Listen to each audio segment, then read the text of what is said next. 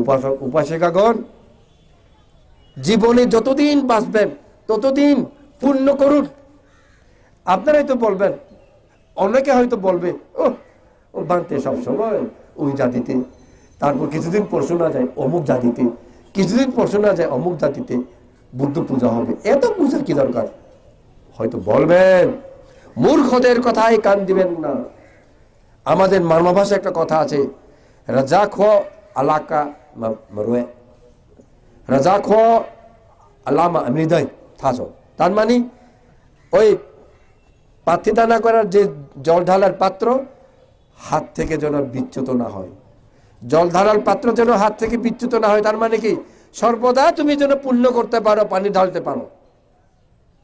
ইহা জ্ঞানীগণের কথা, পুণ্যবানদের কথা। আর বোকাদের কথা, এ তো দান করা লাগেনি, এ তো পুণ্য করা লাগেনি, বোকাদের কথা শুনবেন না। তাই যাই পারেন, আপনার যখন যেটা সামর্থ্য সেটাই দান করুন। আপনাকে সবসময় অনেক দান করতে হবে এটা ভগবান বুদ্ধও বলেন নাই, আমরাও বলি না। তাই 3টা পিঠা দিয়েও যদি সে তার সামর্থ্য অনুযায়ী, তার তো সামর্থ্য এটাই, 3টা পিঠা বেশি ছিল না, অনাহারে সে থেকে দিয়েছে। তারপর ওই যে ফুল দানকারী, সেও কিন্নরি, জঙ্গলে কি বা পাবে, ফুল পাইছে, ফুল দিছে। এভাবে যা পারেন সামর্থ্য অনুযায়ী দান দিয়া নির্বাণের পথ আপনারা পরিষ্কার করবেন। নিজেদের রাস্তা নিজেকেই করতে হবে। আপনারা অন্যদেরকে বুঝান, অন্যদেরকে বুঝালে আপনার ধর্মদান হবে। আপনারা যদি অন্যকে বলেন ইহা সত্য ইহা ভুল, আপনাদের ধর্মদানের পুণ্যে আপনারা আরো বেশি ধর্মজ্ঞান লাভ করতে পারবেন।